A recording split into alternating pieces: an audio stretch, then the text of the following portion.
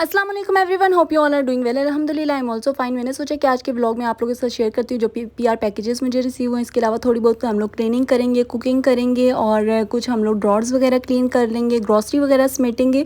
तो आप लोगों के साथ शेयर करती हूँ। स्टार्ट हम लोग ब्लॉग का आज करते हैं नाश्ते से, और नाश्ते में मैं आलू का पराठा बना रही हूँ। वैसे तो मैंने आलू बॉयल किए थे इश्मल के लिए, लेकिन इश्मल साहिबा जो है वो कहती हैं कुछ चटखारेदार होना चाहिए। लाइक अगर उसे आलू वगैरह मैं खिलाती हूँ तो वो मांगती है जी फ्राई हुए हुए या कुछ इस तरह से। तो फिर मैंने जो बॉयल किए थे मैंने सोचा अपने लिए मैं बना लेती हूँ आलू का पराठा, और इश्मल के लिए मैं दलिया बना लेती हूँ। अच्छा, ये 2 पाउडर जो आप देख रहे हैं जो कंटेनर में है वो है चावलों का पाउडर, और दूसरी साइड पे मैंने अभी अभी ग्राइंड किया था दलिए को, तो उसका पाउडर है। अच्छा, शक्कर मैंने इसलिए दिखाई कि अगर आप लोग चाहे तो शक्कर ऐड कर सकते हैं। मैं तो यही कहूँगी कि शक्कर ही बेस्ट है चीनी के बजाय, और शक्कर से भी ज़्यादा बेस्ट है कोई फ्रूट वगैरह ऐड करना। मैंने इस टाइम सिर्फ शक्कर दिखाई थी, ऐड नहीं की थी। इसमें मैंने केला ऐड कर दिया था एट दी एंड, मतलब जब बन गई थी ये मेरी प्यूरी सी, मतलब दलिया वगैरह जो बन गया था वो, और प्यूरी जो मैंने बनाना की बनाई थी वो दोनों मैंने मिक्स कर ली थी। और इसके बाद ईशू को वो खिला दी थी, और जो मैंने आलू इश्मल के लिए बॉयल किए थे उसका आलू का पराठा बना के मैंने खुद खा लिया था। अच्छा जी, इसके बाद मैंने सोचा कि घर जो है वो वैसे तो क्लीन ही लगता है और मैं करती भी रहती हूँ क्लीनिंग, लेकिन जब मैं मतलब डेली बेस पे जो क्लीनिंग होती है उसमें जब मैं अच्छी खासी एफ़र्ट करके जो मैं क्लीनिंग करती हूँ उसके बाद ना एक अचानक से तूफ़ान आता है, और उस तूफ़ान की वजह से ना बहुत ज़्यादा डस्ट आ जाती है और हर चीज़ मतलब रेत मिट्टी की भर जाती है। तो मुझे ये था कि सोफ़ों के नीचे भी होनी है, तो चलो आज मैं सोफ़े साइड पे करके तो यहाँ से क्लीन करती हूँ। तो मैंने सोफ़े वगैरह जो है वो जब साइड पे किए तो अच्छा खासा नीचे लाइक था रेत वगैरह थी, वो मैंने अच्छे तरीके से क्लीन की। और इसके बाद फिर मैंने सोचा कि रग भी निकाल लेते हैं, वो भी वॉश कर लेते हैं, वो भी कर लिया था। और फिर थोड़ा बहुत थक गए थे तो रेस्ट किया, और साथ में मैंने दिन के टाइम चाट मंगवा ली थी, समोसा चाट, क्योंकि खाना खाने का दिल ही नहीं करता। सुबह हैवी सा पराठा खा लिया था। इसके बाद फिर मैंने सोचा कि वैक्यूम करती हूँ बाकी रूम्स को और क्लीनिंग जो है वो डन कर लेती हूँ। घर जो है वो लश पश कर रहा था, और इसके बाद जी मैंने सोचा कि अब मैं पीआर पैकेजेस जो हैं वो ओपन करती हूँ और साथ साथ आप लोगों के साथ शेयर कर देती हूँ। सबसे पहला पीआर पैकेज था वीदा बेबी की तरफ से। इन्होंने मुझे 3 फ्रॉक सेंड की थी, साथ में 4 नाइट सूट सेंड किए थे। आप लोग अगर इनकी वीडियोज़ देखना चाहते हैं तो इश्मल फातिमा के नेम से इंस्टा पेज है, आप लोग जा सकते हैं, वहाँ पे देख सकते हैं, लाइक शेयर भी कर सकते हैं और फॉलो भी कर सकते हैं। अच्छा जी, एक ये फ्रॉक है, इनका फैब्रिक इतने मज़े का, इतना सॉफ्ट है ना, यकीन करें जब मुझे समझ नहीं आती मैं क्या पहनाऊँ तो मैंने इनसे पहले भी फ्रॉक्स वगैरह जो हैं वो बाय की थी, तो मैं यही वाली फ़्रॉक्स पहना देती हूँ। और साथ में इनके बैंड्स वगैरह भी आते हैं, तो वो बच्चे का ना बड़ा प्यारा सा एक लुक बन जाता है, और टेंशन भी नहीं रहती कि इस फ्रॉक के साथ बैंड कौन सा पहनाएं।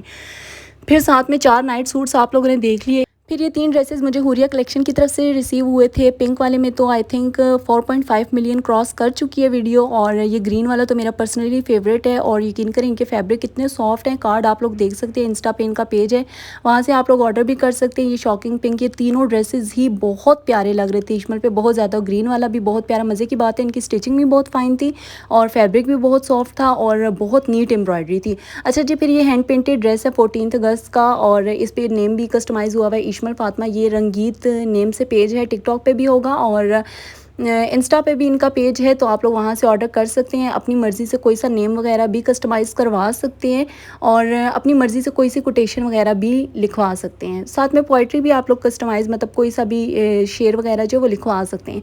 इसके बाद ये लाडली कलेक्शन से एक मुझे ड्रेस रिसीव हुआ था, ये भी बहुत ज़्यादा प्यारा लग रहा था, वहाँ से भी आप लोग ऑर्डर कर सकते हैं। ये जितने भी आपको मैं ड्रेसेस दिखा रही हूँ इन सब के फैब्रिक बहुत सॉफ्ट हैं और स्टिचिंग इनकी बहुत ज़्यादा फ़ाइन है, और पेंटिंग और जो एम्ब्रॉयडरी है वो भी बहुत नीट है। फिर ये मुझे बेबी एक्सेसरीज़ बाय फोजिया से कुछ चीज़ें रिसीव हुई थी, जैसे कि हेडबैंड हो गया, फीट एक्सेसरी होगी, हैंड एक्सेसरीज़ होगी। अच्छा, बेसिकली ये फीट एक्सेसरीज़ थी जो कि मैंने इशू के हैंड्स पे भी यूज़ की है। आप लोगों को मैंने पहले भी बहुत दफ़ा ये बात कही है कि आप लोग किसी भी चीज़ को किसी तरह से भी स्टाइल कर सकते हैं, आपकी मर्ज़ी। कहीं पे भी ये नहीं लिखा हुआ कि ये पाँव की चीज़ है तो पाँव पे ही पहनाएं, और ये हाथ की चीज़ है तो हाथ पे पहनाएं। कुछ चीज़ें ऐसे हैं जो आप पाँव और हाथ दोनों पे भी पहना सकते हैं। तो ये मुझे फीट एक्सेसरीज़ 3 सेंड की थी और 3 हेडबैंड्स किए थे। ये बहुत ही खूबसूरत है, इनके पास बहुत मतलब अच्छी सी बहुत प्यारी सी कलेक्शन है। आप लोग जा सकते हैं, विजिट कर सकते हैं और अपने बच्चों के लिए ऑर्डर कर सकते हैं। फिर ये एक पार्सल रिसीव हुआ था कलर्स ऑफिशियल की तरफ से। इन्होंने मुझे बहुत ही प्यारा सा रोम्पर सेंड किया था, लॉन फैब्रिक में था और साथ में हेडबैंड भी था, और ये मैंने इशू को स्टाइल किया था। तो इसके साथ ना मैंने जो बेबी एक्सेसरीज बाय फोजिया की तरफ से फीट एक्सेसरी आई थी वो मैंने हैंड पे यूज़ कर ली थी। और यहाँ पे फिर ये एक पार्सल है ब्लशिंग लिटिल लेडी बोतीक की तरफ से, और इनके ड्रेसेस भी बहुत ही ज़्यादा प्यारे हैं। ये जो आप शरारा शर्ट देख रहे हैं इसके साथ दुपट्टा भी था और हेडबैंड भी था। आपकी अपनी मर्ज़ी है कि आप दुपट्टा यूज़ करें या हेडबैंड। मैंने दुपट्टा फ़िलहाल यूज़ किया था। और एक ये वाला ड्रेस था, अच्छा एक फैंसी था और एक कैजुअल था। ये फैंसी वाला भी बहुत प्यारा था, तो मैंने इसके साथ वही बैंड यूज़ किया जो बेबी एक्सेसरीज़ बाय फौजिया की तरफ से। तो आप लोग जा सकते हैं इंस्टा पे इशू को देख सकते हैं कि इशू ने हर एक ड्रेस को किस तरह से स्टाइल किया हुआ है।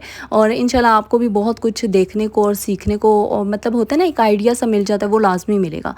फिर ये कुछ चीज़ें मैं लेके आई थी, ग्रॉसरी तो वैसी पड़ी हुई थी, लेकिन दूध वगैरह जो था वो बिल्कुल ख़त्म हुआ था। तो मैंने सोचा कि जहाँ दूध वगैरह लेके आना ही है तो क्यों ना जो थोड़ी बहुत और चीज़ें ख़त्म है वो भी लेके आ जाती हैं। तो फिर जो थोड़ी बहुत चीज़ें मुझे चाहिए थी, जैसे कि कस्टर्ड हो गए और कुछ मसाले वगैरह हो गए या फिर सवैयाँ होगी, मतलब क्रीम वगैरह मलाई, ये चीज़ें चाहिए थी। तो मैंने सोचा कि ये भी साथ जाके ले आती हूँ। तो फिर थोड़े थोड़े में बहुत कुछ लेके आ गई थी, लेकिन चलिए आ गया था। अब इन सबको समेटना भी मेरे लिए एक टास्क था, क्योंकि जो मैं इशू की वीडियोस रिकॉर्ड करती हूँ ना, तकरीबन मुझे 2-2.5 घंटे तो लग ही जाते हैं, कभी कभी 3 भी लग जाते हैं। और ऐसे भी होता है कि मैंने घर की सारी सफाई की होती है और उसके बाद फिर से मुझे करनी पड़ती है, मतलब आफ्टर शूट दोबारा से मुझे सब कुछ सेट करना पड़ता है। और ये सब कुछ मेरे लिए बहुत मुश्किल होता है और हर एक चीज़ बहुत बिखरी भी होती है। तो यहाँ पे अब ये सब कुछ समेटूंगी, साथ ही मैं खाना बनाऊंगी। अच्छा, जब मैं समेट रही थी ना ग्रोसरी, उस टाइम पे मैंने गोश्त जो वो बॉयल होने के लिए रख लिया था।